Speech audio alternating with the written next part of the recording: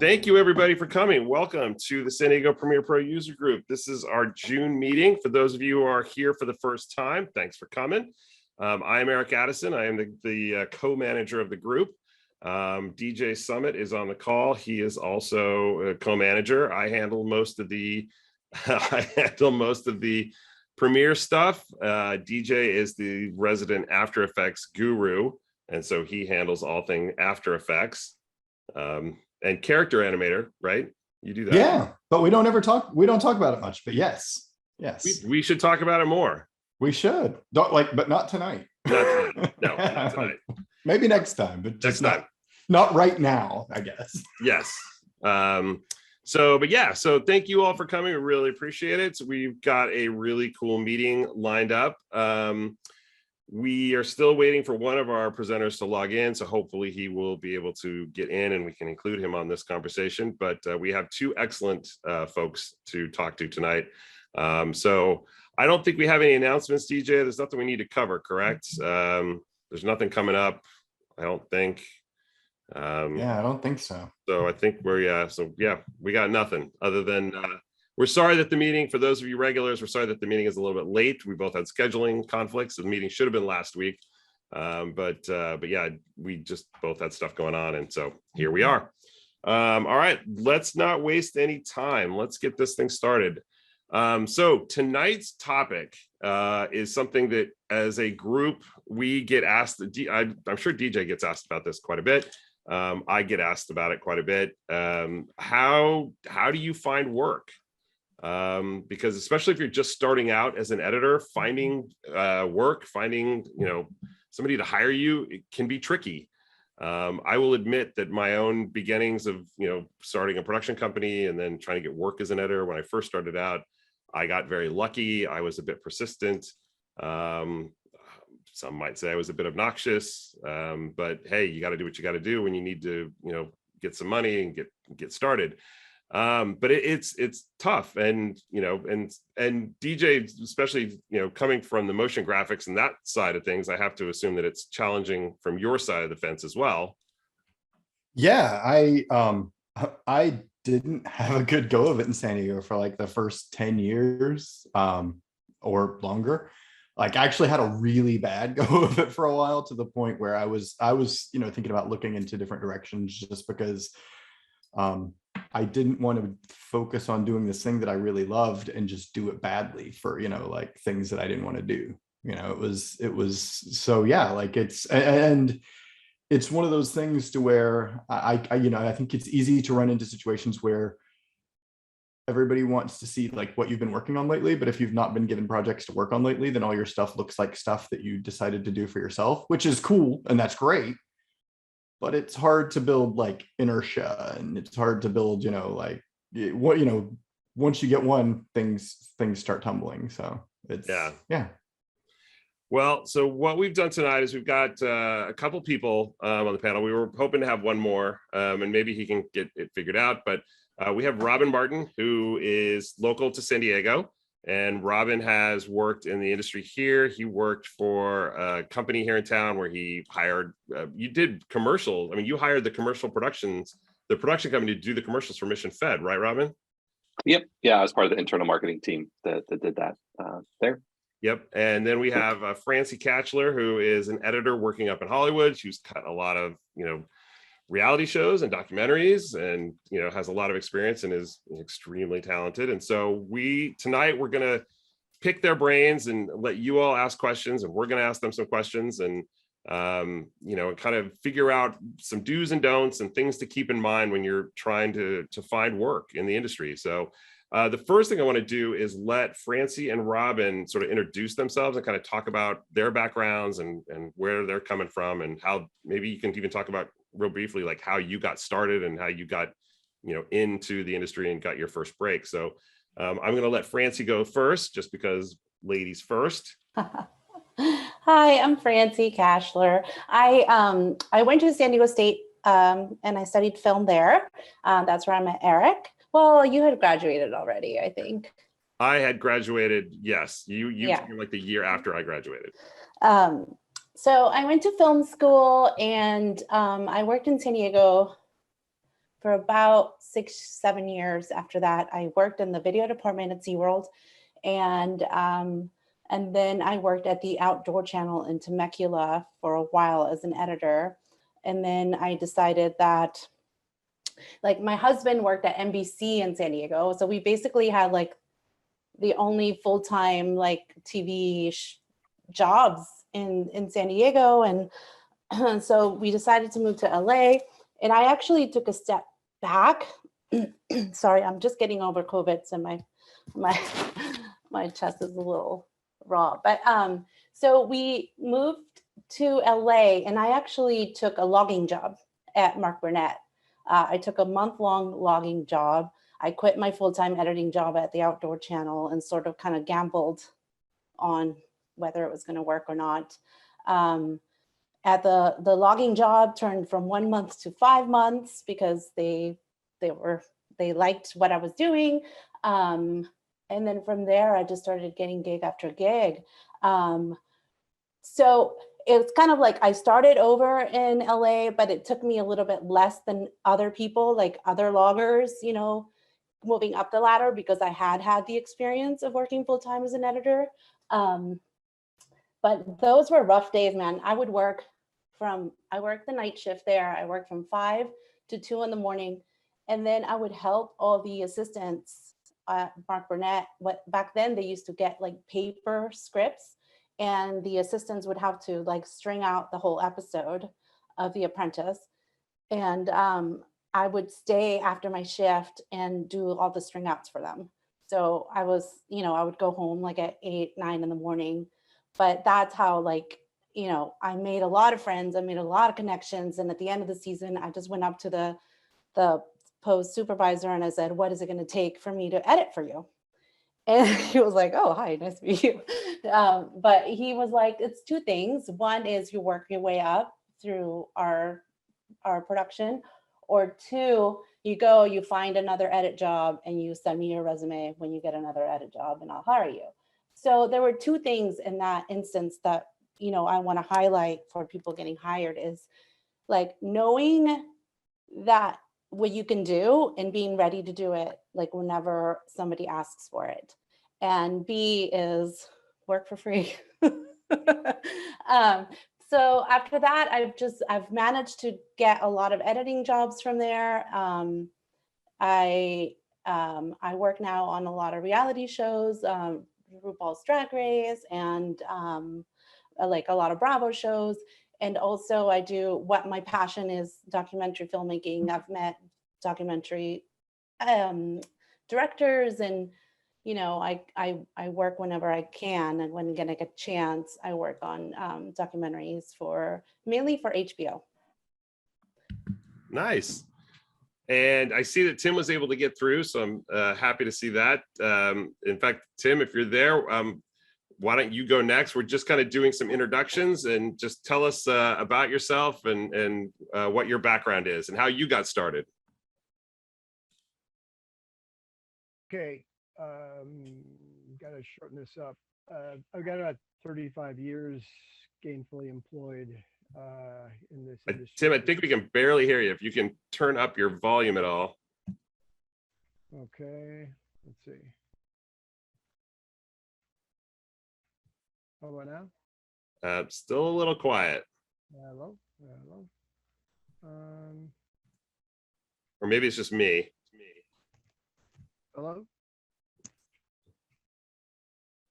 No, still not yet. Still a little quiet. After all this all this work to get on here. We finally get you on, and then the audio is an issue. Yeah, how's this? Still a little quiet. Why don't if you want to kind of poke around a little bit and see if you can figure it out, and then maybe we'll go to Robin right now and let him introduce himself, and we'll come back to you in a second. So, all right. So Robin, same question. How'd you get started? And tell us all about yourself. Yeah. So, hey everybody, I'm Robin Martin. I'm currently working as the Director of Multimedia Services at UC San Diego, managing a video production team there. My path to where I'm at now took a couple interesting twists and turns. I went to San Diego State as well. I did not go to the film program though. I took French.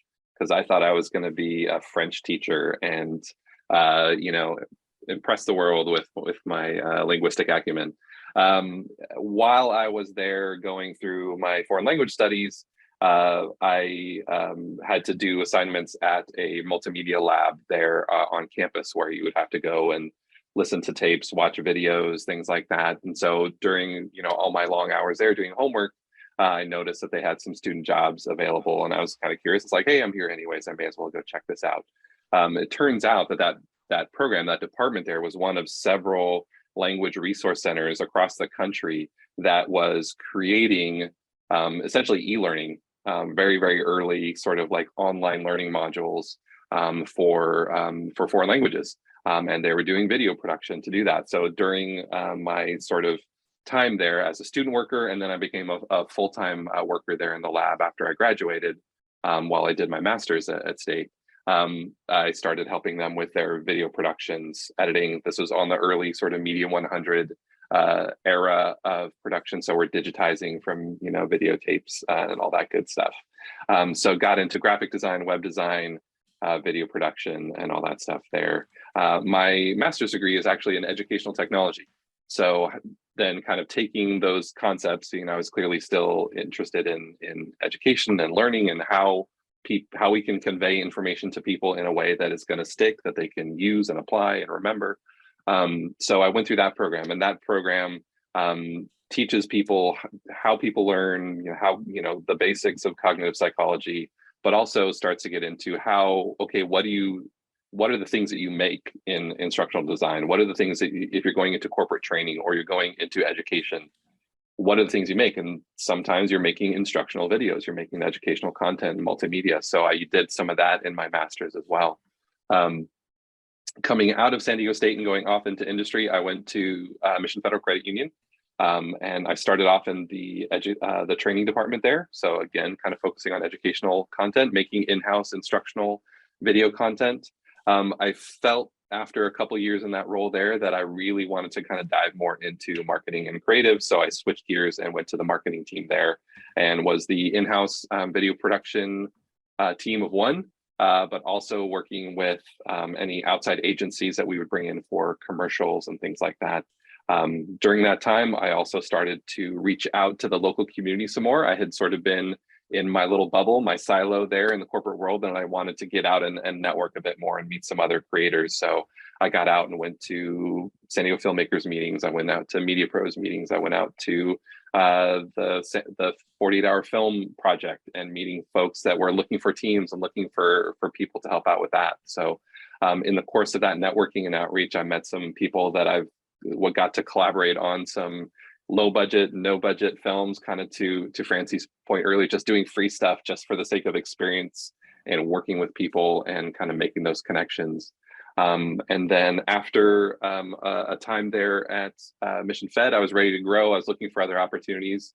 And about 4 years ago, came across a position at UC San Diego to manage their in-house video production team that works with teachers to create online video content, online learning content.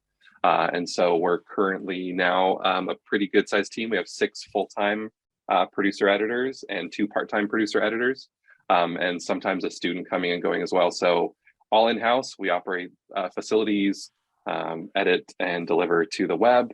And then on the side, I'm still doing freelance work and small short films and some kind of corporate small client stuff on the side, just under my own sort of shingle here and there. So that's kind of me and my journey to today. All right. So let's throw over to Tim. Let's see if we got the audio worked out there. And Tim, tell us about how you got started, and tell us a little bit about yourself. Can you hear me now? Because you guys got quieter since I started to mess around with my settings. Oh, really? No. Yeah. So yeah, you're still a little quiet, but let's give it a go. All right. So like I said, I got about 35 years at this. I heard Media 100 mentioned. Got some fond memories of that system.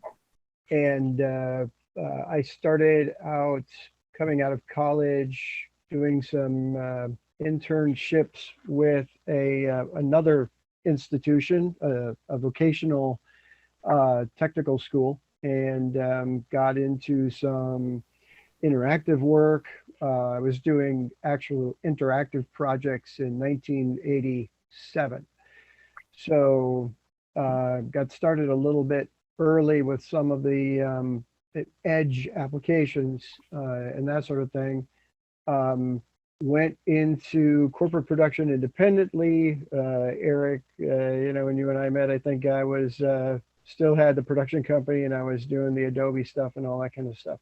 I had a production company for about 25 years and I had about 12 people typically employed at one time.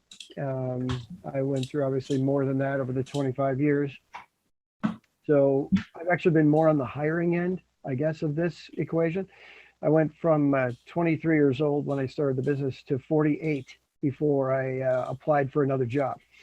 So I've been at my current gig for almost 8 years, and I'm an in-house corporate producer, and I do the technical work. We've got a corporate setting where we've got multiple production facilities, multiple webcasting, multi-camera webcasting units. We stream from multiple places, and of course we do the traditional shoot and edit. So my career, I think, has been really more, I guess you might call it, communications oriented. I dabbled around with the entertainment end of things, back when we met, when I was involved with Adobe, and I was doing more of the technology kind of consulting and stuff like that. Spent some time consulting on workflows with NVIDIA, that sort of thing. So it's been kind of a career of ADD kind of thing. I've been kind of all over the map, but I would say my background is primarily corporate. It sounds like we've got, a wide variety of folks. If you want to know how to get into entertainment, that's probably a question I'll pass to one of the others who probably know a lot more about that. Yeah, that's one thing we wanted to kind of focus on for the meeting was different backgrounds of people coming at it from different areas and talking about that. And I guess to kind of start with, we can kind of start with the corporate stuff and commercials and things like that. And then I kind of want to go to Francy and ask her this question, because I think it's a little bit different. But I guess for like Tim and for Robin, like when you're looking to hire somebody and you get applications and you're trying to find that right editor, what are things that people can do, that can help them stand out? What is it that you look for, when someone comes in? Is it the reel? And we're going to talk about reel in a little bit, but is it,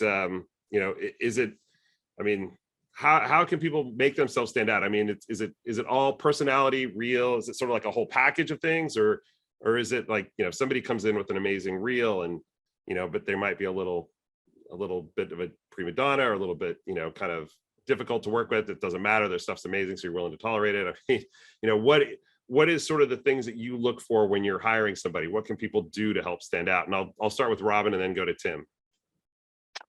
Yeah, so from my perspective, especially at a kind of a big institution that's, a city in its own right, and also part of this broader statewide system, it's a very regimented hiring process. And unlike, what folks might be used to for like freelance gigs or working with production companies in town, you have to commit to going through that process and dotting all your I's and crossing all your T's. Unfortunately, the way things work with HR systems these days is you're going into a giant pool of candidates, and I might not be able to pull individual resumes. There might be a screener out there first that's looking at everything, and they're just literally going down your application and your resume and saying, okay, are they saying they have the skills in the job posting? If they don't see a match there, you're not even going to make it to the next stage of review for somebody to actually look at, that knows what they're looking at, to see whether you have the skills. So I'd say first thing is make sure you look at the job posting and you tailor your resume, you tailor what you enter in the job application to exactly what they're looking for in that job application. If they're asking for a cover letter, don't just blow it off and do something perfunctory. Put some elements in the cover letter that say, hey, I'm interested in this job at your company because XYZ. I have these skills that look like they would be applicable for your job, for your team. Show that you're doing your homework and they're genuinely interested. It's really easy these days with tools like LinkedIn and Glassdoor and all these other things to just click a button and submit your resume, your application, where there's a lot of noise. Essentially, there's a lot of junk applicants that are just seeming to be going through the motion. So you want to do what you can to kind of rise above that stuff. And then you mentioned Reels. I just did a round of hiring at the start of this year. I was shocked at how many people did not include a link to a portfolio or a reel. Just didn't do it. And I was like, okay, I can't even consider you for this job. Even if I'm looking at your resume, you look like an interesting candidate, but I have nothing to objectively judge your work on. And like, here are 6 people who did that, and they're showing me that they can do the work. So you're not even going to be considered. So don't take that for granted either. And I'll turn it over to Tim because I don't want to hog all the time.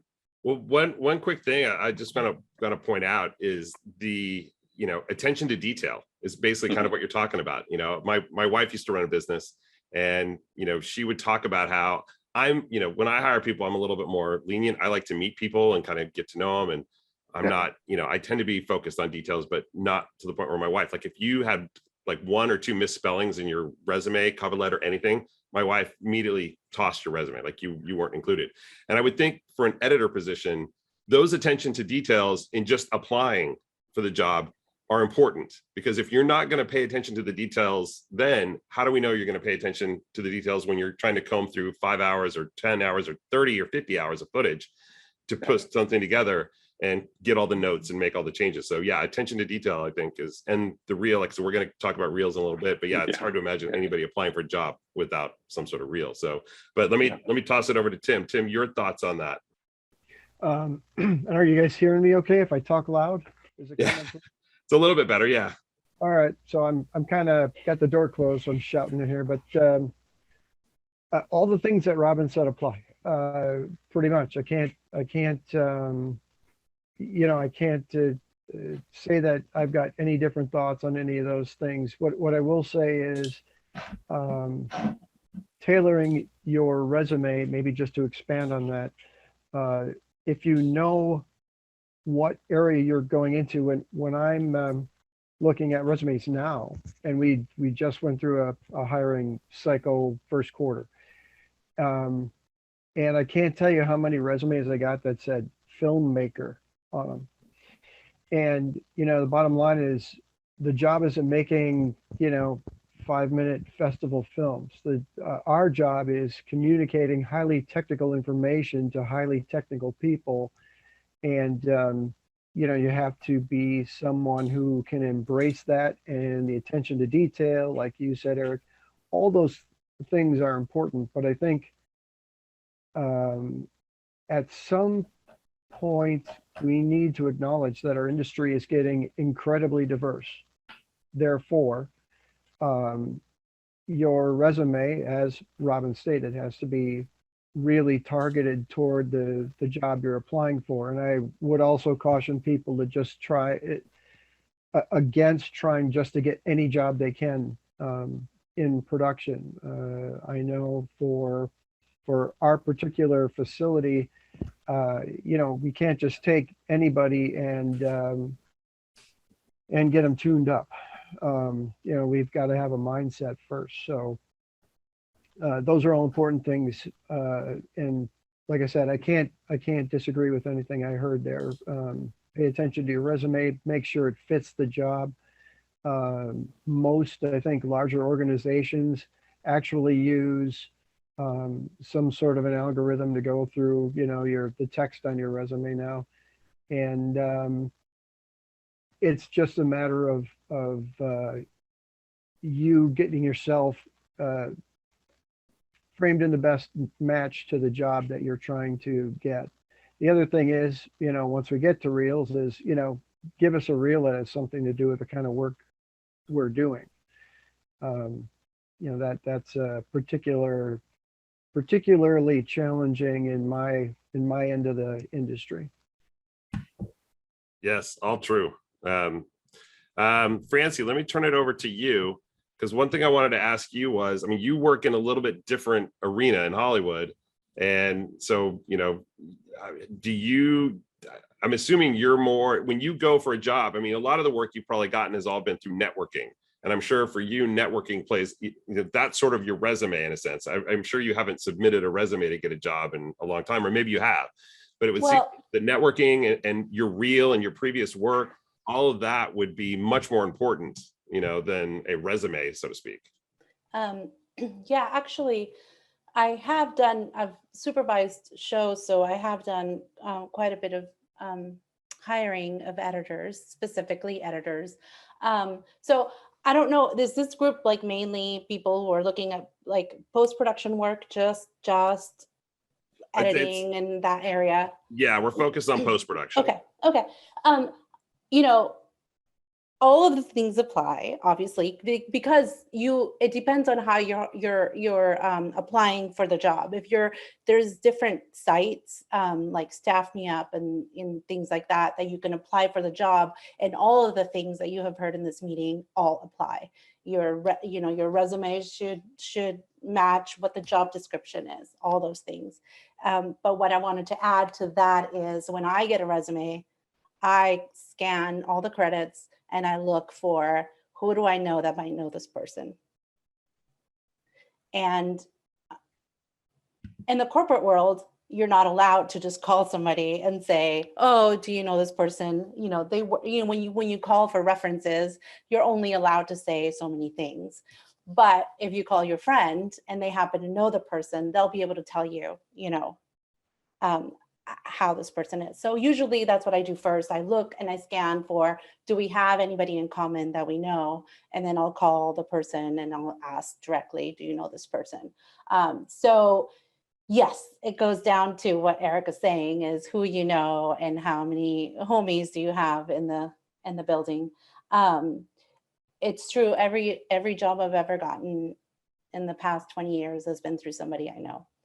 And it's because, and it's not like, oh, I know this person really, really well. It's, I've met them. I went to Sundance and I met them at a party, and, you know, we had a really nice conversation and we kept up. And then, you know, 5 years later, they call you and they ask you if you're available. So it's not just, you know, like, you can network. So networking has, you know, becomes a huge part of your life. And so I think that in actual post-production, you know, what you said earlier, Tim, about like applying to only jobs that you think you're capable of doing. Yes, but I think you can apply to any job. If you need a job, just apply for any job, knock on every door, because you might get a logging job that might turn into your dream job, you know? So like, I think that just as many people as you get to know, any job is not bad, because you get to, you know, get experience. And even if you work, like I worked as a producer after logging, and the hiring manager was like, well, you've been an editor, why do you want to produce? And I was like, I want to do it all. You know, and they were like, okay, I really just wanted to edit, but I'm not gonna, you know what I mean? Like, I gained so much experience from producing and working with the editors and prepping the stories for the editors, that it only made me a better editor once I got the chance to do it. So learning other crafts within the environment, I think, is okay. The networking thing, I think, is, I'm kind of, granted, I'm a little bit older, and you know, but it seems like with younger people that the networking side of things seems to be lost. And you know, I don't know if it's just that there's just addiction to social media and their phones and everything else, and they just don't feel that, or they don't feel the need to go out. But I'm always surprised when, you know, people can't find jobs. They're like, you know, I'm trying to get started, but I don't know where to go. And it's like, go to this group, go meet with those people. So you need to surround yourself with people that can hire you and that might be interested in you. And then, you know, I think, like you mentioned too, it's like, once you get around those people, you have to have something to show them that shows that you can do something, and that, you know, you're legit, essentially, that, you know, you can actually do this, because I think that's ultimately what will get you hired. It's, you know, don't be a jerk, surround yourself with these people, and do good work, do the best work that you can possibly do. And then that will sort of, you know, get you in the front door, so to speak. I think that, yes. So yeah, obviously you do need a reel. Like, if you're going to talk to anybody that doesn't know you, you need to have a reel. You need to have, or at least like, this is my stuff on Vimeo, like just something that you can show your, you know, your work. And then with the networking stuff, it's so funny because you say like kids today have a harder, kids today, but you know, they don't have that. They don't socialize the way that, you know, we used to. We used to go to all the meetings and stuff, but the tools nowadays are so much greater. Like, you can actually go on LinkedIn and look up the company that you want to work for and look up who everybody works there, you know, and just hit them up. Like, that's socializing. That's, you know, like, you can just not be creepy, but you can be like, hi, I really admire your work. Can I ever pick your brain? This is what I want to do for a living. And I would love to just know how to do it. Like, those tools we didn't have when we were starting out. So yeah. That's one thing I've heard from a few editors. For those of you who are in the Southern California area, if you've never gone to Edit Fest up in LA, it is a valuable day to spend working, you know, or spending the day hanging out with, you know, Hollywood editors, essentially, folks who are in the business, who are in the guild. And one thing I've heard him say over and over again, a lot of those editors are on social media. And if you know, if you're not creepy, if you hit them up on social media, you know, you might get a response and you might get into a conversation, and, you know, you could get somewhere, you can get some information. You can, you know, using Twitter or LinkedIn or, you know, Facebook even, you know, you can open that door to conversation at least, you know, and get questions answered. And, you know, and then when you meet them in person, you have that, you know, behind you. And so you can say, hey, I'm that guy on Twitter that's been talking, oh yeah, hey, how are you? And then, you know, you make that connection, and then that can be a way in. But, you know, I think it's a combination of leveraging social media tools, you know, but you still have to make that in-person thing. You know, you can't just do everything through social media. Yeah. The other thing is, like, I worked in sales early on in my career, as you remember, Addison. And that really helped me get out of my weird shell. Like, you know, jobs like that, you don't think are going to give you the tools later on in life, really do it. Like, I would just be mortified on Sunday nights, like, oh, Mondays are coming and it's my cold call day. And I would just like pick up the phone book and call like salespeople all throughout San Diego. And I was 22 and I was mortified. But you know how much easier it is for me to pick up the phone and sell myself now, because I actually believe in myself, you know? So that, it was just like, you just get over yourself. And so things like that, like if you once you get through it, you can just keep doing it. And which I wanted to also add to the networking part is be genuine. Like, when I say don't be creepy, is like, just don't be like aggressive or like just smoochy, or what is the word? Like smooth, like, you know, Smarmy. like a brown noser, like, you know what I mean? Like, oh, I think you're so amazing. Like, you don't need to do any of that, or you don't need to pretend that you're better. Like, just be yourself. Like, we're all freaking nerds. Like, we work in post-production. We choose to work in dark rooms and just look at our little monitors all day. Like, you know, just know your shit. Just talk about movies. Talk about like anything that would put you guys together, but don't be like, when I say don't be creepy, just be genuine. And I think people react to genuine people. Yeah, I was going to step in, and something that like this, you know, that I was thinking that kind of encompasses a little bit that was said by Francy, a little bit that was said by Tim and Robin. So, you know, just kind of a unifying thing, but starting to brush over into the real, you know, the real EEL world, is that from my own experience, like when I was looking in San Diego after first getting here, hearing her biography, it sounds like I missed a lot of jobs to Francie. We all, I was trying to get at the same places, but I was casting this net of like, yeah, I do anything that's on TV. Like, just give me, I need to pay bills, please. And I want to do so by making lights flash, or maybe I'll do something, something. But the more that I have been really specific, and everyone's was saying be specific to the job that you're applying for, but I think the more even like you're, in specifying your brand, like, because that's ultimately what we're talking about. Like Francie was saying that she had a, sales background. I was in marketing, brushing alongside marketing, but it's like, ultimately a lot of it is figuring out what your brand is. And like, if you're making concert graphics, maybe I'm your guy. But if you're making like cloud training videos, I can help you out. But there's all people who do that, if you're looking for 2D UX graphics, like there are people who do that way better than I do, and there are some things that I do, pretty well, and others, and that's the thing is like, if you specify what you are, now I get it. Like if you need a job, you don't care if concert graphics are your thing. So you're going to adopt a brand when you're, like you're going to adopt it, but you're going to make it your thing. Like all of a sudden you are the UX guy, or you are the 3D explainer guy, or you are the guy that edits romance videos. Like, maybe you hate dating back, maybe you hate The Bachelor, but you also hate being homeless. And The Bachelor, you've got someone who's on The Bachelor. It's one of those things to where like, yes, you be authentic, but adopt it authentically. That's important. But the more you like the more specific you are, like the more it's actually going to speak out. Because put yourself in the hiring manager's shoes. Are you going to hire the guy that or the way that I like to think of restaurants when I travel. If I'm in Istanbul and I find a place that does Italian, Chinese, and French food, I'm not going to go there because it doesn't do any of them well.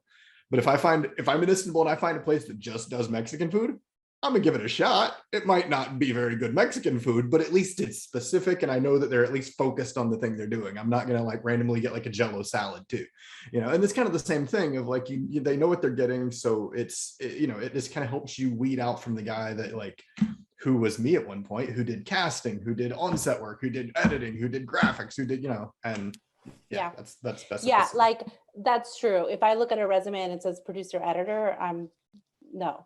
Like, which one are you today? Like, you could have molded your resume if you do both, great. But I don't really care if you are a producer. I'm looking for an editor. You're totally 100% right. To bring it back to the reel, because I know, and if anybody here attending has questions, please feel free to put them in the chat pod, and we'll try to get to them as we go. I'll probably just let you ask it yourself, but go ahead and put it in there. But yeah, so I wanted to talk about the reel, because that's a kind of a big, for a lot of people starting out, like how do you do a reel? And especially if you are an editor, it's hard to put together an editing reel, because usually, it's good to see a finished piece as opposed to, just sort of a montage of clips. It doesn't really show. So, I'll start with Robin. When you're looking at reels, is it better for folks to have one reel that's, and how long should that reel be? Or are you looking for a reel plus links to fully edited clips that you can then, sort of see how they work and how they tell a story? Yeah. For the candidates that we're typically getting for jobs, they may not be able to easily share similar kind of work that they've done. And it sounds like Tim might be in some of the same situation. If you're doing corporate stuff, industrial stuff, educational stuff, some of that's, it's private, it's not for public consumption. So it can be a little bit challenging to show those. So to your point, some sort of well-edited reel that just shows, okay, you have the basic editing chops, even if it is just a montage, it's something where you're cutting to music, you've got some interesting things. I personally would like to see, if not fully edited pieces, at least like sections of a fully edited piece within a reel can be good. But yeah, a bunch of links to Vimeo or something is great too, to show some specific things, because then I can go hunting. To my point earlier, point those out in your cover letter or in a communication or something too, and be like, here are some specific projects I did that look like they're a fit for the work that you do, or that I think you would be. Point those out to me. don't just send me like, here's my entire playlist of everything I've done and make me go looking for it as a hiring manager. So yeah, I think with my team, we're looking for a little bit of jack of all trades. The super flashy, like commercial type work is less applicable to the stuff that my team does, but it shows you've got the basic skill set that can definitely be molded to, you know, instructional video content or other things. Tim, same question to you. Well, I'll tell you what. Over the years, the cardinal sin on a reel, if I'm looking at editing, is I can spot somebody who's edited their own stuff a mile away. Because if you shot it and edited it, you fall in love with the shot. You whatever, it hangs around too long, it screws up the pacing. I would say if you want to have an edit reel, try to edit material somebody else shot.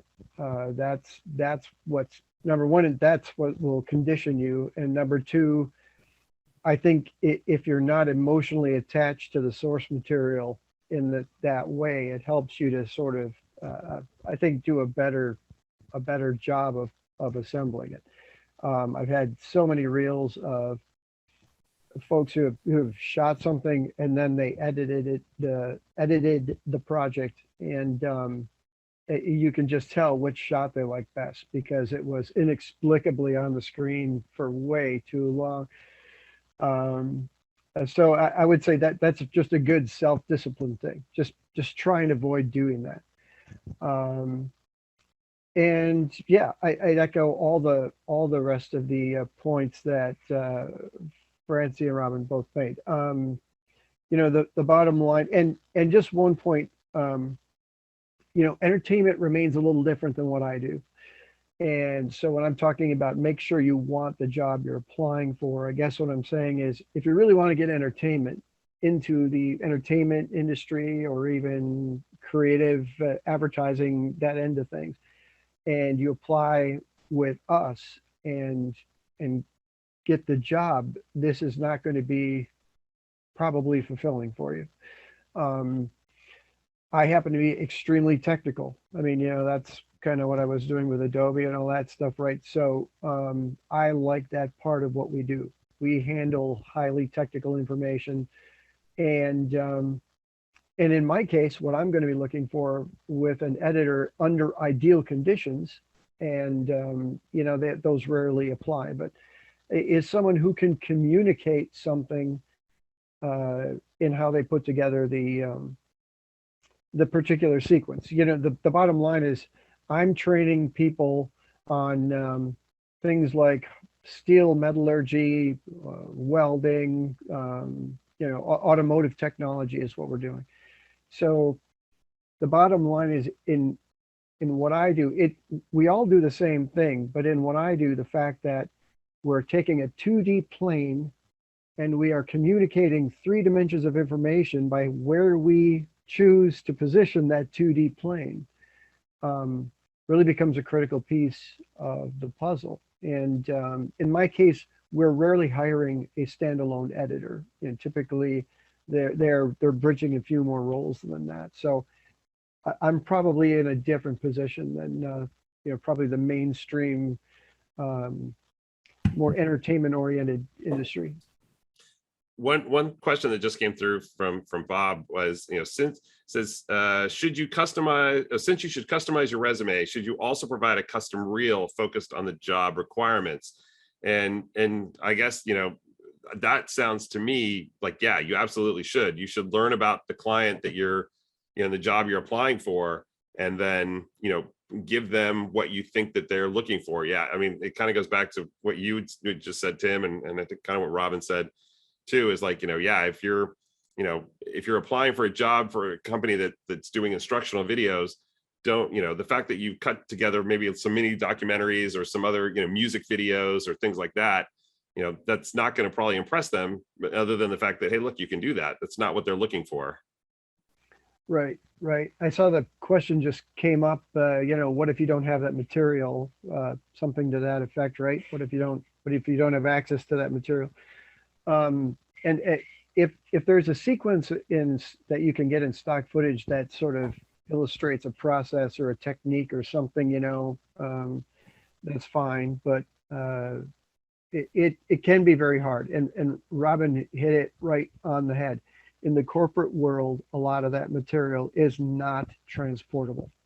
A lot of the material you're doing, you cannot carry it with you out of the organization. So as people are moving between corporate gigs, it gets a little trickier. But anything you can do to get as close as possible. And then the bottom line, I think, with the communication thing we were talking about is, while all the electronic access we have to each other is valuable, the depth to which we get to know each other has gotten shallow. It's like, I know 1,000 people this much, as opposed to, right. The in-person thing is, you could talk to somebody for 10 minutes and get a much clearer feeling of who you've got in front of you than, communicating via, social media for months. It's a different, it's great that you can engage like that, but it's not a replacement, I guess. That's what I'm saying. Yeah, no, true. Francy, getting back to the real question, in your world, I mean, you said you were hiring editors. How do you like to see their work? I mean, do you want somebody to send you completed, films or projects, or do you just want a montage? I mean, I would assume it's probably something of both, correct? Yeah. It's funny that you mentioned that, because I think you and I were talking about this a little bit yesterday, how in the television world, people get hired like tomorrow. Like, I need somebody tomorrow. It's kind of crazy. People never plan ahead. It's insane. So it happens quite fast, unless you're targeting a company and you've been trying to get in for a while, then they'll send you some stuff. But so a lot of the times people look for, like, if you're working on a reality cooking competition show, the producers are gonna want to hire an editor who has worked on food competition shows. And they're going to hire those people before they hire somebody else, unless they know that the other person, so a lot of editors end up getting like pigeonholed into like a certain type of programming that they can edit. So that goes to the reel. If you're going to send somebody a sample of your work, you would want to send them something that is similar to what the TV show is about. Montages, I don't need to see them. At this point, if you're going to get hired, you should be able to cut to music. I want to see scene work. I want to see how you put images together and how you handle scene work. Yeah. So I would rather just get like a 2-minute scene than a montage. I'm curious, Francy, because one thing I've mentioned when we were talking yesterday, I mentioned Editor's Lounge, which is used to be, I don't know if there's, obviously with COVID, they haven't done it in a while, but I used to go up and go to that up in Burbank sometimes. And one thing that people would talk about was the pigeonholing that you would talk about, but it was a lot of folks that would come into the industry starting as AEs, trying to get in, and then they would do that for a while. And then sort of, editors would give them pieces to work on. And then from that, they would then sort of, build up something. And then, the editor would usually recommend them for a gig, and then they'd get a shot at editing something. Yeah. I mean, is that a pretty viable path for people that are trying to get into Hollywood? Because not everybody's going to start out as an editor. So maybe that front door for them is coming in as an assistant and getting that job and then building from there. Yeah. There's two types of assistants in television and even in scripted television. A scripted television assistant does a lot of sound design. And the way that you would get that job would be, you would be a post PA, and then you would be like, they're very specific about the ladder of the scripted world.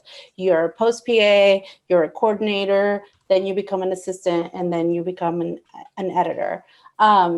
It's a very straight line. in documentary world and reality television world, it's a little bit more. There's two types of editors, the assistant editors. There's the career assistant editor. That is the technical dude, girl that will like do, get the show in the right place, group all the shots together. They're highly, extremely technical. And then they deal with online people, like they're like the superstars of post-production. Then there's also the assistant editor who wants to become an editor. They should say that from the beginning, like, I don't want to be a career assistant, because once you're a really good assistant, people are never going to let you go. People are never going to let you cut a scene if you're really good at technical stuff. So you should always speak up. So I have been telling a lot of our assistant editors and people who ask me how to get in is try to get in through the story department. All the big shows have a huge story team. And we say it's unscripted, but it is scripted. All the footage gets seen, like, there's loggers and transcribers.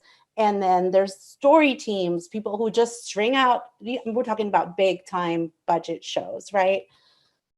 And so if you want to become an editor, that is actually a great way to do it, because if you're working with the story team, then you're working with all the producers. And if you can tell a story, that is way more valuable than if you could just cut a montage. Right? If you can just push the buttons, like if you know how to hit Apple X, blah, blah, blah, it's going to take out that shot. Like, great. What stories are you telling? And so that becomes, I think that is becoming a better path into editing is because you get to know the producers who are actually the ones that are going to hire you. To come back to something that we talked about yesterday, and I had it on my list of questions here, because you're talking about like working in reality and that kind of thing. But is there a danger? And this comes back to what I was talking about, what I've heard from Editors Lounge is editors and people working in the industry getting pigeonholed. Mm-hmm. That folks that start in reality try to move over to narrative and can't, because those, narrative, it's like a thing. Like, I'm never going to hire a scripted editor to cut a documentary. I'm sorry, I'm just not. They need to be handed everything. They need a script, like they need an assistant to cut all their audio. Like, they work in a different way than they do in documentaries. So, it's going to have to take somebody who has done both in order to jump back and forth. But yes, like people, like you do have to think about like what areas do you want to work in and try to do that from the very beginning. Now, I'm not saying it's impossible. I know a lot of people who've done it.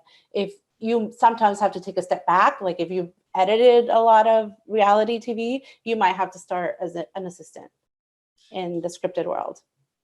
One question we had, Francy, I think this is more aimed at you, but it says TV, is everyone working on Avid, or what's the predominant software that folks use? And being that this is a Premiere group, I would expect you to say Premiere. No, I'm just kidding.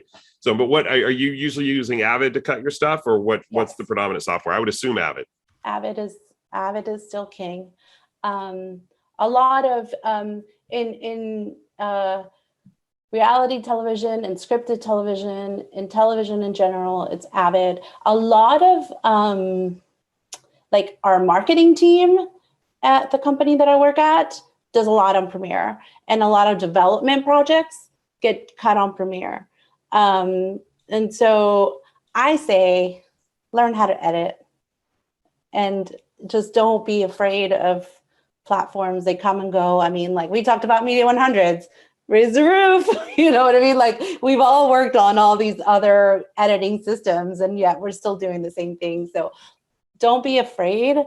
And there's always videos that tell you like how to do Avid from a Premiere, or how to, I mean, I've been trying to cut my movie in Premiere, and I think I'm doing pretty good, even though I use Avid 9 to 5. Well, I'll be the judge of that once I see it. So I'm just kidding. I'm sure it'll be brilliant. We do have a question here from Christopher. It says, I've been doing a ton of freelance contracting work, and I was curious as to whether that information is valuable on the resume, and what's the best way to list various companies and clients. So Robin, I'll throw that over to you. What do you think? And then we'll see if anybody else on the panel has an opinion on that. Yeah, I would say this is a good a good maybe like specific thing to hone in on from some of the other comments that like Tim and I were making is that choose the ones that are relevant to the job.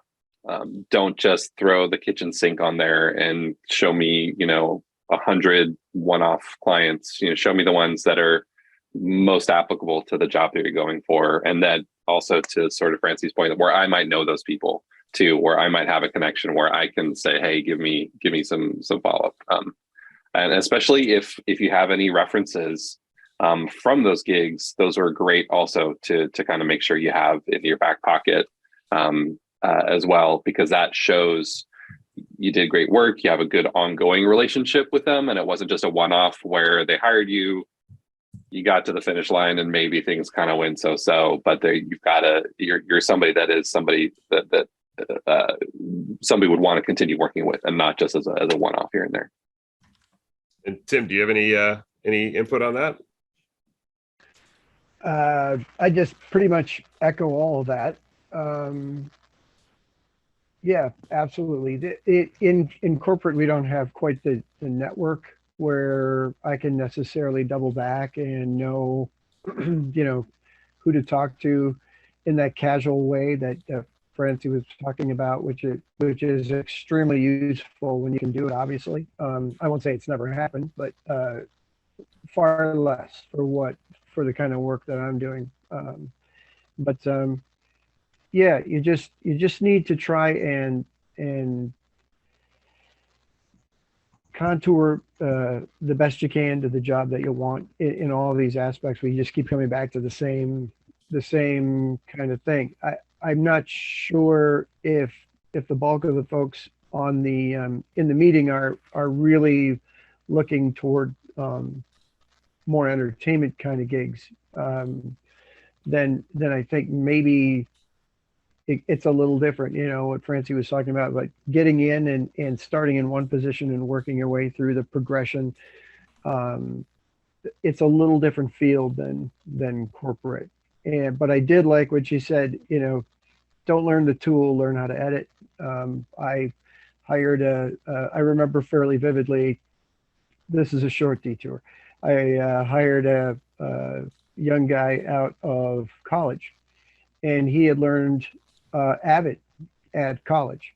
Now keep in mind, we're talking about like 2000, maybe 1999. Sorry. We had Media 100s. I had 2 Media 100 suites, and he was on his second or third interview. I was about ready to offer him the job, and I'm touring him around, showing him okay, here's a Pro Tools suite, here's a graphics suite, and here we've got the edit suites, and he asked me what we use. I said, yeah, we got Media 100s, and he just went ashen. He just absolutely went. He was just mortified that and he had this need to tell me, to just let me know, oh, I've learned how to edit on Avid. I've never touched a Media 100, and I'm not really proud of this moment, but I couldn't resist. I said, what kind of car do you drive? And he said, oh, it's a Volkswagen. I said, oh, you know what? We've got 2 Chevy vans. I'm not sure that's going to work out. And he looked at me like I was, insane. And I know it was really it was pretty crappy thing to do. Poor guy. But I ended up hiring. I told him that day, I said, I'm going to offer you the job in 2 weeks. We're going to double back to this conversation. 2 weeks, I came into the room and sat down, and he's cutting away, and he didn't remember. And he's like, yeah, can I help you with something or whatever? And I said, no, I'm just watching you edit on this edit system that you were scared to death of. If you know how to do, if you know how to do the task, if you know how to shoot, figuring out where the buttons are on the camera is something we're all going to have to do for the rest of our lives. None of these systems are going to be here forever. Whatever you learn on in college may go away. I mean, Media 100 is really not a factor in the mainstream anymore, right? So yeah, understanding what we're doing, I think, as far as communicate. In my world, it's communication. I think so much of this is more similar maybe than we think, right? I mean, you're still trying to, if it's a dramatic scene, if it's whatever it is, there's a rhythm, there's a cadence, there's understanding what brings the aesthetic and the messaging. You know, if you're carrying a storyline, if you're teaching somebody something, it's a similar goal no matter what it is that you're doing. If you understand how to use the medium to get the idea across, you know, the tools you use will change forever. I mean, we're not done yet. You know, I'm getting pretty long in the tooth, Eric, and I'm going to have to learn some stuff yet, I'm afraid. I don't do it as well as I used to, but anyway, yeah, sorry, kind of a detour there, but yeah, no. I listen, I will tell a story about myself that one of the first jobs that I've been using Premiere since college. And one of the first paid gigs that I got after I got laid off from the company I was at, production company I was at, and the guy that I worked for, I worked out of his house. He cut on Final Cut Pro, and I mean this was 2003 or 2004. So I don't know what version of Final Cut Pro it was, but it was Final Cut Pro Classic, you know, at the time. And I went over to the guy's house, and he was all Mac based. I'm all Windows based.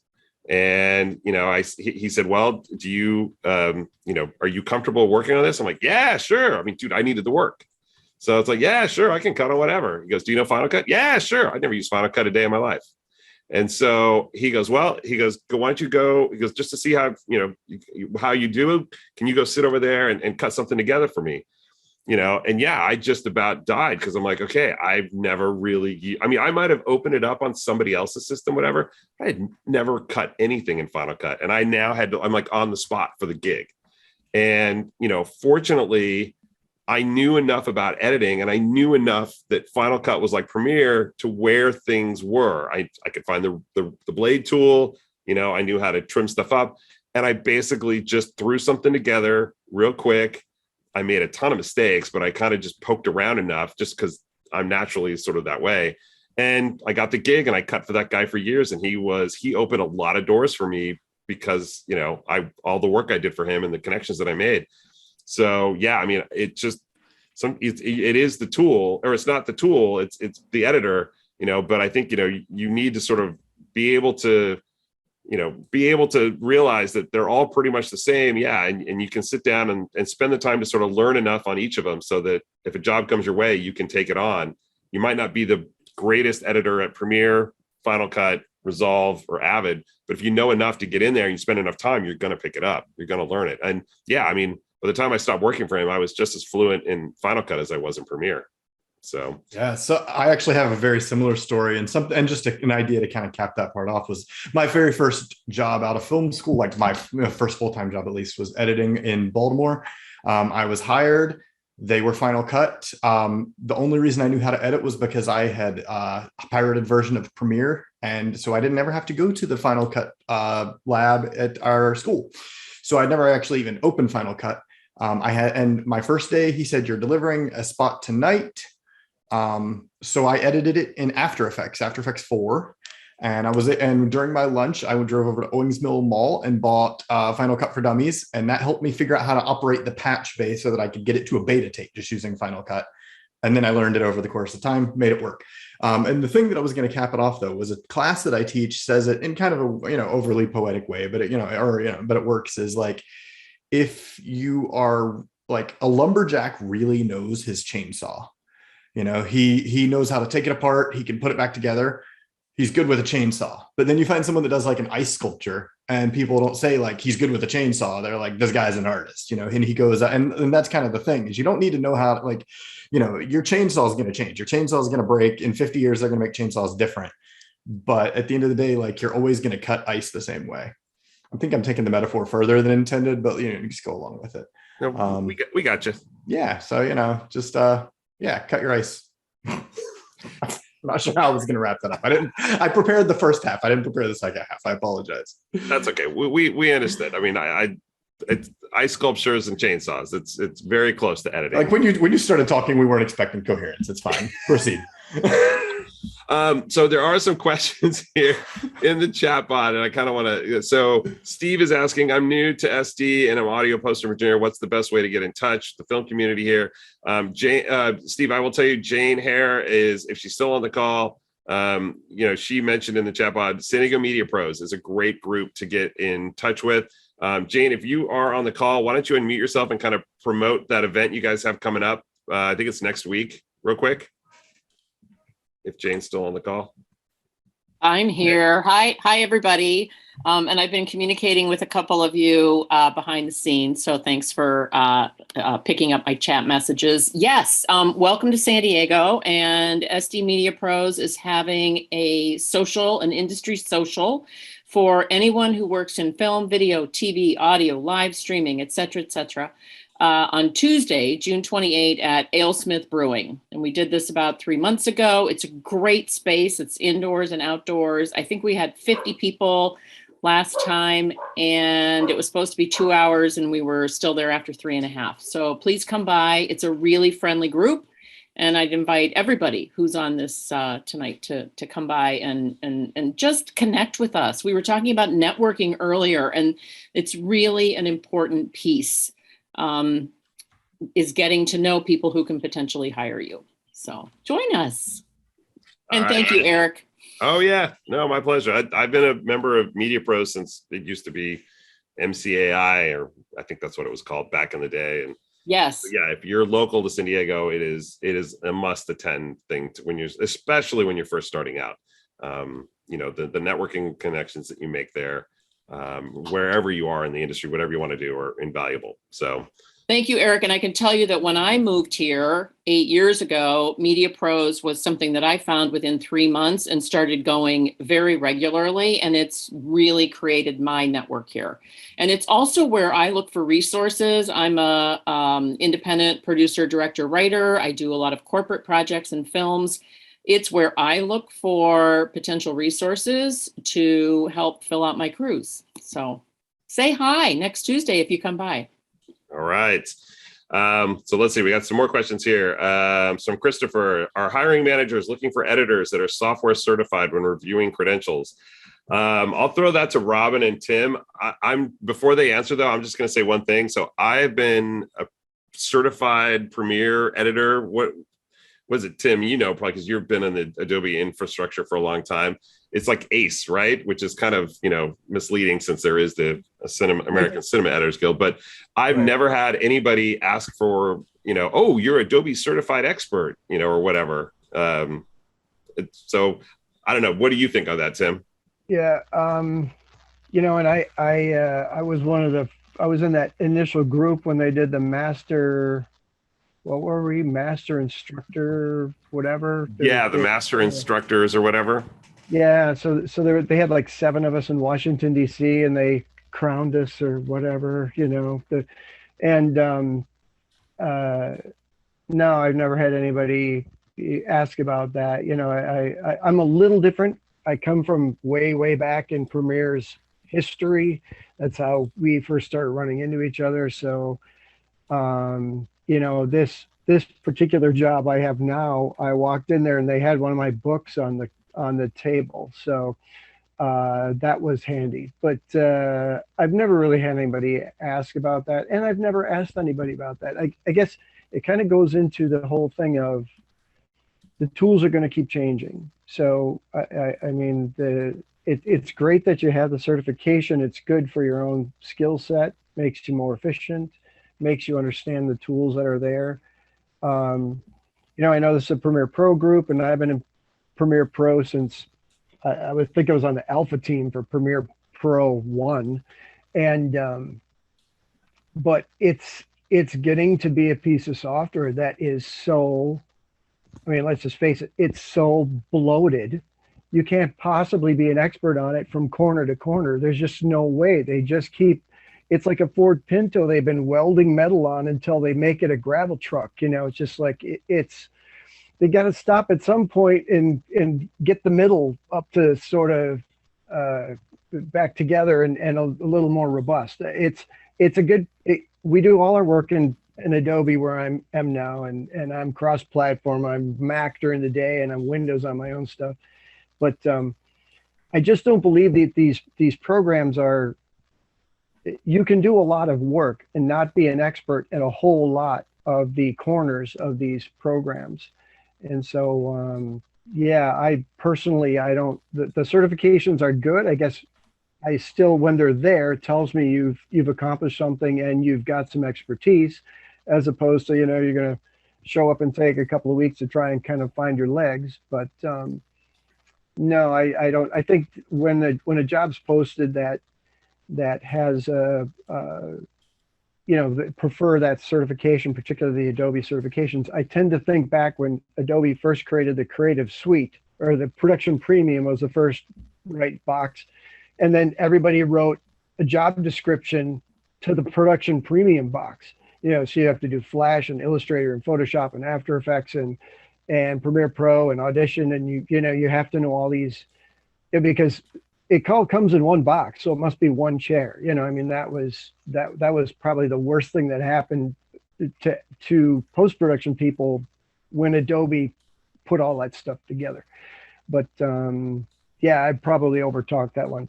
But yeah, it's fine to note it, but make or break a career, unless you're going to be an instructor full time, I don't know that it's incredibly critical, at least not from my experience. Obviously Robin and Francie might have different ideas about how that stuff goes. I think maybe in the Avid world, it probably carries a little more water, just because it's kind of important to show up and hit the ground running when you're in that environment. So yeah, real quick, Francie, I mean, just out of curiosity, Tim brings up a good point. Like, do you care about any of that stuff if somebody applies, like that they're Avid certified or that they're whatever, or is it more of just like, hey, can you tell a story? Because if you can tell a story, then that's all we're concerned about. For editing, for sure, I don't care. But I think that if you were applying for like an assistant job or like a post supervisor, and if you guys want, like, I can send like what all these job titles mean. Like, sometimes I remember when I was starting out, I didn't know what people did. And so I could write this out and share with y'all, like share with Eric. And then, what I mean, like, if you're gonna like run a post house, great. Yes, be certified in everything, but every other job doesn't really matter. One question, and Tim, I think you might be best suited for this, but Robin might be addressed to it too. He says, how do you see Tim's asking this, how do you see corporate contractors, freelancers fare in this current financial environment where many companies are downsizing or operating a little leaner? The one thing I'll say before I throw it over to them, Tim, is there used to be, having spent my almost entire career working in the corporate world, there's always been this pendulum swing where companies hire all their video stuff out, and then they get to a point where they're really big, and then somebody comes in and says, why are we spending all this money on video? Let's hire people to do it. And so they hire a bunch of people to do it. Sales go down, everything starts to go bad. The first people usually they get let go were the video people. Why are we paying these video people? Kick them to the curb, and then freelancers, contractors get all that work until the next pendulum swing and everything. But the one thing, and I'd be curious to hear, I guess, Tim, since you do work in the corporate world, and you might have a little bit better answer than this or on this, or insight. But now with video, I mean, video used to be, in my estimation, sort of a luxury item. Companies could afford, bigger companies could afford to do video, because they had big budgets and they really wanted to get stuff out. Now that the tools to create really good video have become so much more affordable, and with YouTube and TikTok and all these social media platforms, you have to have video. If you're a big company and you're not using video, you're not communicating to your market and you're losing out. And so video has become now much more, a requirement to be able to really survive. And so I wonder if that pendulum swing that we used to see is going to go away, and the video folks aren't going to be the low men, down there at the bottom of the rung that get wiped away when things get bad, whether they are going to be rise above and sort of be the people that have to stay on board. Oh, and then Francie, let me let Tim answer, and then Francie, I'll come back to you on that. Okay, I'll just be really quick. First of all, yeah, pendulum swing, completely agree in every way. Yeah, absolutely. Doing this long, I can tell you, I've watched it several times. People come inside. Usually what happens is their productivity goes down because things aren't quite as motivational when you have to finish the project to eat. And suddenly their costs are out of balance with the results, at least in several of the companies that I've seen for corporate. But I think a couple of things. Number one, the battle we're fighting right now with in an internal corporate department, chances are your boss is not a media production professional. You might be working for marketing, you might be working for communications, might be working for training, you're working for HR, whatever. And they go to the web and they look on YouTube and seeing all these people shooting stuff with their phones, and they think, oh well, we don't need a professional. My nephew's really good with his iPhone, and we'll take care of it that way. Unfortunately, as trite as that sounds, and it seems like a battle we've been fighting for almost since I even started. We've had a different version of it, but even when I got into the industry, there was this battle. So there is that. All this increased usage also has translated into video becoming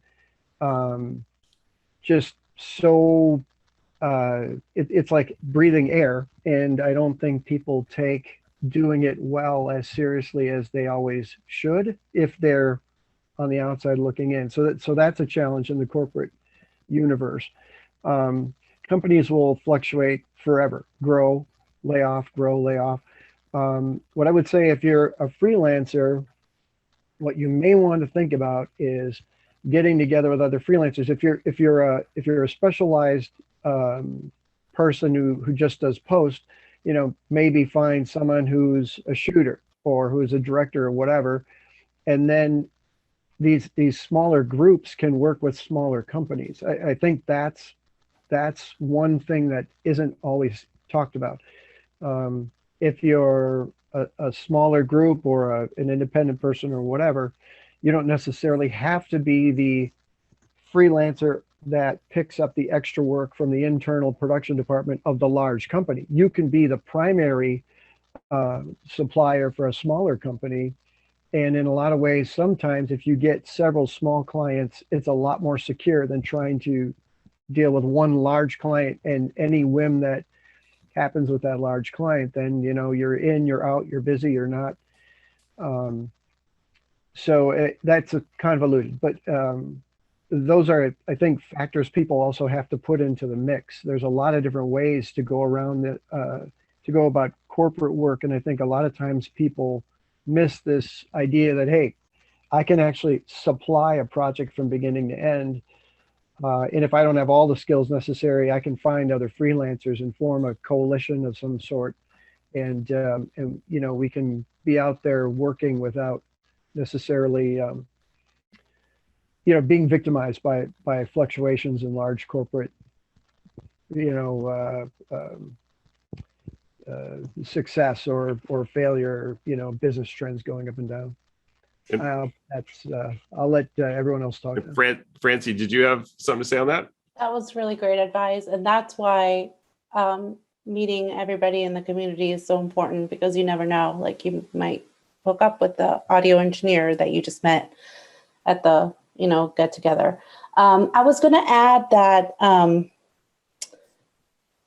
my husband used to work for this high-end beauty company, and they had a whole within their marketing team, they had a whole the people in charge of Instagram and stuff. They were even shooting documentaries about like sourcing of materials in a good way. And these are all sort of kind of new marketing strategies that are being used that are hiring, kids right out of college. And it is a good, like, first of all, the tech world, when you get hired in the tech world, you get awesome benefits, and then you get great experience, trying out. If you don't know what type of editing you want to do, you could work for a company and figure out like what you like.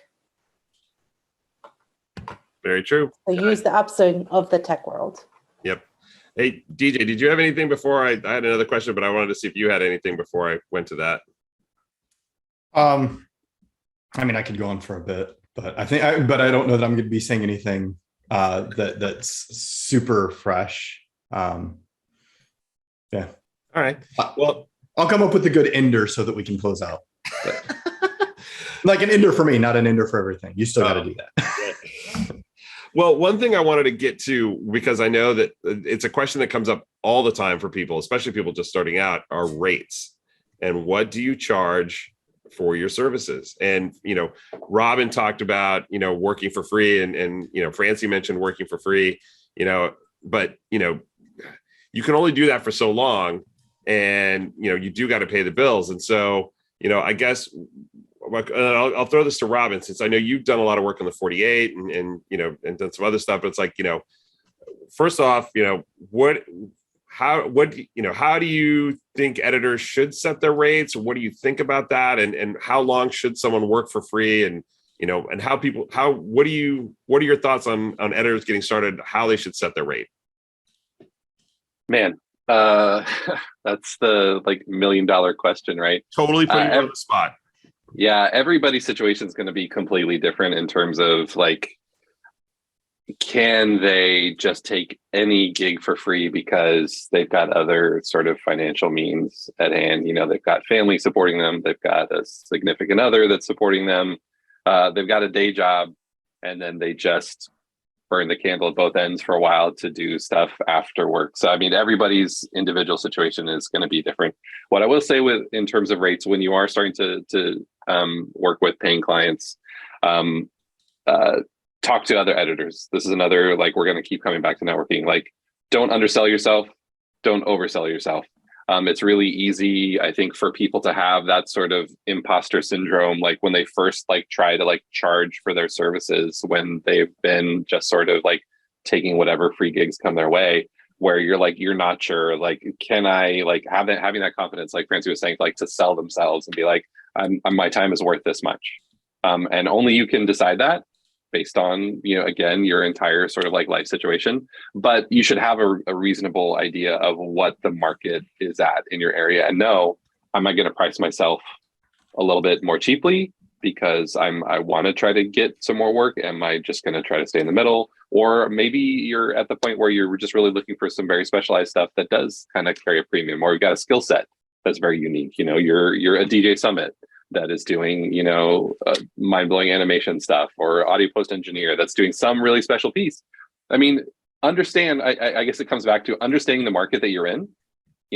Rates in LA are going to be different than rates in San Diego. If I'm, an LA person trying to get that rate in San Diego, they might be tough. So talking to other people, I know talking about how much you get paid and what your rates at are, it can be this competitive thing sometimes, or it can be just uncomfortable. Just have that conversation. I think this is something that, Eric, we've talked about so many times with various sort of Media Pros meetings and other things, is the community needs to kind of share that information amongst ourselves so that we know that we're not getting, lowballed essentially by clients. So I'll kind of leave it there. It's the ever present, sort of challenge in this space. Yeah. Tim, go ahead. And then I want to get Francy's input on that too. Oh yeah. I just had one short bit to add. What we did when I had my business, we had a lot of charity work that we did and that sort of thing.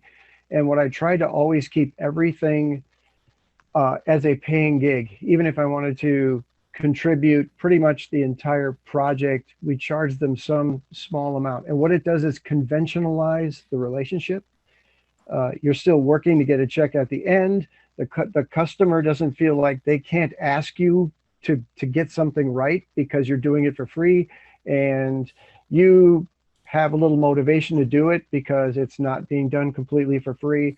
And it can kind of shore things up. The other thing I would say is when you do if you do a discount, it is possible to say, well, here's my rate. And you can say it, whatever the market retail is, right? Here's my rate, but I'm going to give you a discount off that rate, right? Instead of saying my rate's, 20% or 50% or whatever of the going rate. No, my rate's the going rate, but I'm going to give you a discount this time. So at least you've set some rungs on a ladder for yourself, because if you start only showing that lower rate, it can be really difficult to move up, particularly unless you want to switch customers and start again. A lot of times customers, you start with one customer, kind of doing some a seed work, and they never let you out of the seed work. They're not really interested in paying full price. Anyway, that was just my thought I had as Robin was talking there. Yeah. Francy, do you have thoughts about that? And Len, I see your question. I'm going to pick that up after Francy. If you go to MPEG, which is the Motion Pictures Editors Guild, they have, you can look at like classifications of jobs, and they'll tell you what the minimum for that, like what the wages are, what the union suggests that you should get paid. And so that gives you a starting point. Then you gotta see if you're worth it or not, blah, blah, blah, blah, blah. But I would just always start with that. And going big, okay, yeah, you're not gonna really scare somebody. Like if somebody goes up to you, Eric, and goes, this is how much I want, and they're like $1,000 over, you're just gonna be like, you're over. People are gonna tell you. But if you go under, people are not gonna tell you. So that's my 2 thoughts on that. No, that's exactly true. And Len's asked the question, do you charge by the project, the day, the hour? Depends on the industry. I think that there's a bit of industry. It depends on the industry. I'm sure. I think in Francy's world, you're probably billing by the day or by the week. Okay. Whereas in the corporate world, it's usually more on the project. And for me, I know I can answer for myself. It's like I bill when clients call me up. I bid on the project. I know from my own experience how long something like that's going to take. I put in parameters. You get 3 rounds of revisions, and I say, that's going to, if you go over that, we're going to go into hourly. But this quote includes, is the video. It's going to cost you. I'm just going to throw out a number here. It's going to be $5,000 to edit that video, and I've done the math in my head because I've worked under the project, so I know how long it'll take me to do that. And that includes the rounds of revisions, as well as a little bit of profit for myself on it, and so that I throw that out to them, and I track my hours while I'm doing it. I know in my head, if I tell myself that project should take 16 hours or 24 hours to edit, I don't have one. Oh, they're all over there, but I've got edit worksheets. And first thing I do when I sit down is I mark my time in, I mark my time out. And so I kind of track that, and, and I keep myself, kind of honest with myself. It's like, okay, yeah, I thought this would take 24 hours. We're approaching 20 hours. Is this my fault, or is the client being a little demanding or whatever? But, sometimes you're going to get it wrong, and project's going to take you longer, and that's just sort of on you, but it's a learning experience. Other times you're going to bid 20 hours for a project, and it's only going to take you 10, and then, hey, yeah, you win, So, but it really sort of depends. Some folks will want you to bill hourly. And so, yeah, you've got to come up with that hourly rate. Real quick to Robin, do you have any thoughts on whether you should bill per project, or by hourly or whatever? And real quick before you answer that, Tim, yeah, Blue Collar Post Collective does have that. That is a really good asset. They do that survey every year. And if you're really interested in rates, Blue Collar Post Collective has that for comparing rates in different regions. So look at that. But yeah, Robin, to you. Short answer is be as flexible as you can. Be willing to work with the client however they're willing to work with you. If you're getting paid work and it's mutually beneficial, it meets your needs financially, it meets your needs creatively, be creative and work however you can. I would go ahead, DJ. Yeah. I could talk about money all day. No, so I could, yeah, we hit on something it speaks to me. No, I would kind of agree with what Robin said there of like, I've always found this kind of concept, and this might be a hot take, and it totally like, it could be, but it's really not meant to be. It's just because I'm not great at wording things, and sometimes I come off as crass. But like, it's not your job necessarily to like save rates for the industry. You know, like your job is essentially to like grow and put food on your table and have a job. And like, so for me, like I personally, I've always thought, even like when I was not when I was unemployed entirely, I've always thought doing it by the project is just better, because the last thing that you want is the last thing your client remembers is like, oh, we had this awesome project and then I got hit with like 3-day overage or whatever. You know, kind of, even if you're keeping them up to date, like that invoice is it's the last communication about that project. And I just find that to be kind of a crappy user experience. That said, like, you know, it's, if you are racing to the bottom, like then you're just competing with people on price and you're never going to be the cheapest. You don't live in the country to be the cheapest person. So you want to be competing on the merits of ideas, on the merits of, you know, to put it in a way that, you know, sometimes sounds a little like you want to be competing on the merits of artistry, not on being the, like, you know, the lowest price, because that lowest price is going to be a race to the bottom. And you live in the US, you're never going to win that race to the bottom. It's just not going to happen, especially living in California. So, you know, it's, whereas definitely be flexible. And if you know, charging under market rate is where your skill set's at, you know, I'm a big believer in value-based pricing. So my price, I don't have like a day rate. It changes. Like if I have a different rate for when I work with people, you know, around San Diego, because I know the budgets, I know the value that it's going to bring, you know, like the eyes aren't going to be on it quite in the same way as if I was working on, you know, The Masked Singer.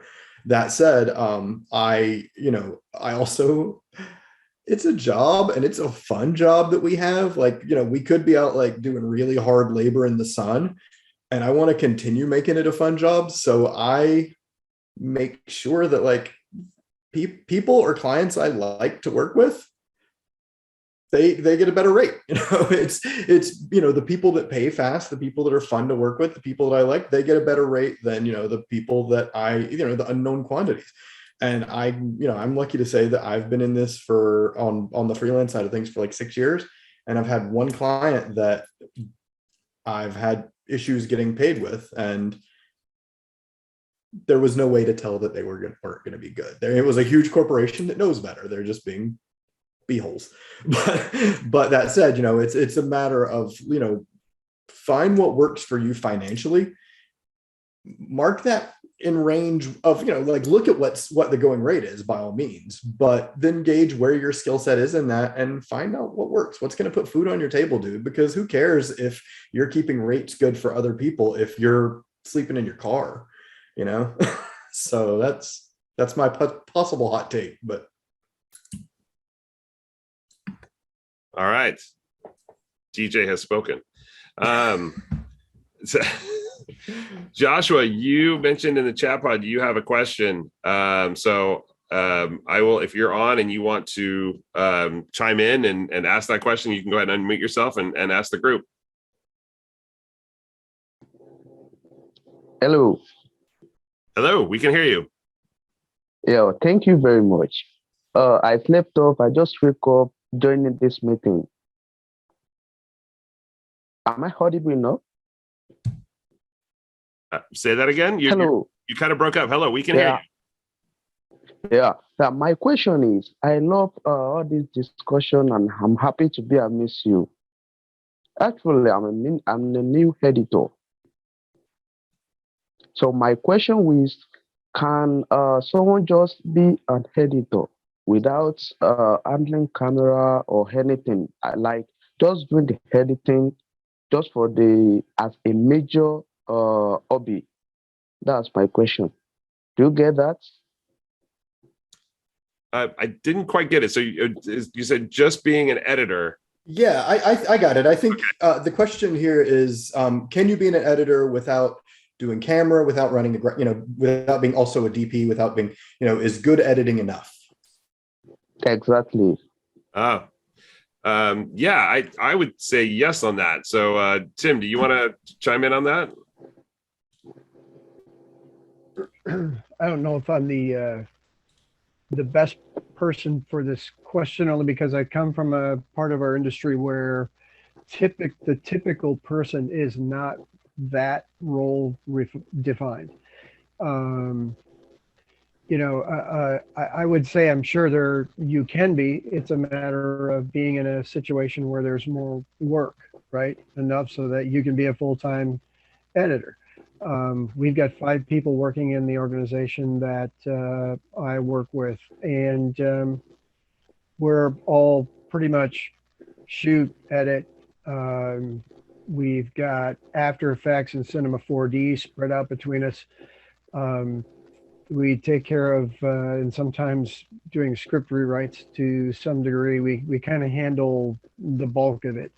I've become a involuntary expert on NDI and webcasting, and I also do all of our corporate staging. So, when they want an 84-foot contiguous projection screen, I also get that stuff figured out. So I'm probably a bad person to talk about specialization because you kind of got ADD for that kind of stuff. But it's a matter of putting yourself in a place where there's enough work where a specialized person can be busy all the time, right? Hopefully you're in a place where there's somebody who's acquiring footage full time, and all those other roles are looked after. But I do think as we go forward, outside of the entertainment industry, where the roles are still pretty defined, I do think we're moving toward, let's say, a situation where people who can be a little bit flexible with the kind of functionality they can bring to the table will probably benefit in the number of options they have. Let's put it that way. That's my belief. I would say that to kind of answer that question, it depends really on where you want to end up. If you want to work more in the corporate video commercial world and maybe work for like a production company or an agency, you might be able to find that position better. But if you're working, if you're going to work for a big company, a lot of times they're going to want you to be shoot, edit, have some level of producing, like Tim was saying. But like Francy, in your world, that's probably much more the case where, you're, like you said earlier, you don't want to hyphen it on the resume. You just want to see editor. And Yeah. so I just want to see if you're working in if you're working in the industry, you can absolutely just be an editor. Now, granted, there are great benefits of you learning the other crafts. That is only going to make you a better editor. Like knowing how to, even just taking pictures, just photography, or just learning about music and the history of music. Any craft that you can also learn and get really good at is going to make you a better editor. there you go. One last question here that I want to throw out to everybody before we kind of wrap it up and do the raffle here. And I know we've kind of talked about this, but I'm curious from all 3 of you. And Robin, we can start with you, and then we'll go to Tim, and then end with Francy. What are things when people are coming to you for a job? Like, what are 1, 2, maybe 3 things that they should, without a doubt, not do? I mean, obviously, don't be a jerk, but what are some things that, and it can be in their reel, it could be, in the interview process, or what are some red flags that you look for that people should be aware of when, you're interviewing and looking at people? Yeah, boy. Let me try to pick one. I don't want to be a broken record, but I maybe a different spin on sort of what we've been talking about before is need to be a good listener. So don't be a bad listener, to frame it in the negative, since you did it that way. Don't come in to tell the people that are potentially hiring you that you're the right person for the job. I mean, be ready to sell yourself. be ready to listen to them and make sure you're hearing and understanding what the job is, what the culture is, how they work, so that you can then sell yourself appropriately. So don't have a disconnect between, I'm going to come in and I'm going to be the hotshot editor that's going to do all these sizzly things for you when you're trying to get hired at Tim's shop, is my sort of take on that. So be confident, sell yourself, be a good listener first. All right. That's all good stuff. Tim. Well, one thing immediately comes to mind on this last hiring cycle. I had somebody send me a resume with their picture. They had a Taco Bell baseball cap on in the picture. So I would say that's probably a good thing not to do. I don't think we threw it away just because the humor value was good for the bulletin board, but it just, obviously that's bad. But we talked about, editing your own material, make sure what you turn in is has some good discipline, right? I mean, if you send Francy a reel where, you shot something that should be a sequence, but man, the sunset shot that's right in the middle was so great and you got the lens flare and you're just hanging out there for some unknown reason, she's going to say, yep, next, so yeah, some good discipline in your reel. And the other thing I would say is be very careful about coming in for an interview and trying to prove how technically knowledgeable you are. You never know who you're sitting in front of. And, in our case, we had a couple folks come in and they thought, well, it was a corporate gig, and they were going to kind of tell me what's what. And I just been around for a long damn time. You can tell by looking probably at me. And, I shut those guys down. And well, I've actually never had a female do it. Maybe that's an interesting note there. Usually they come in far better prepared and they're usually better listeners.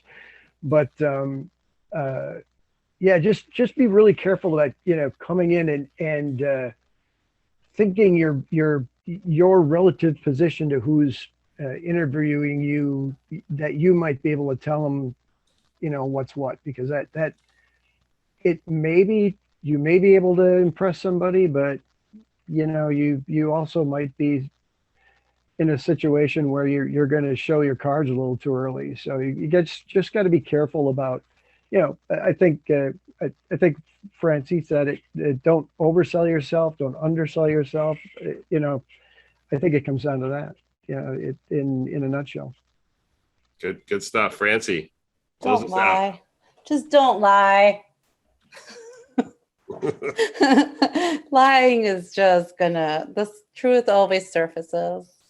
Well, when you say lie, do you talk about like inflate your resume? Are you talking Just about anything, inflate anything, like just be yourself. Like, but I'd say be genuine, like truly just be yourself, and don't like overinflate your resume. Don't say, don't say, like, if you're working on Premiere and somebody's hiring you for an Avid job, just tell them I'm an amazing editor.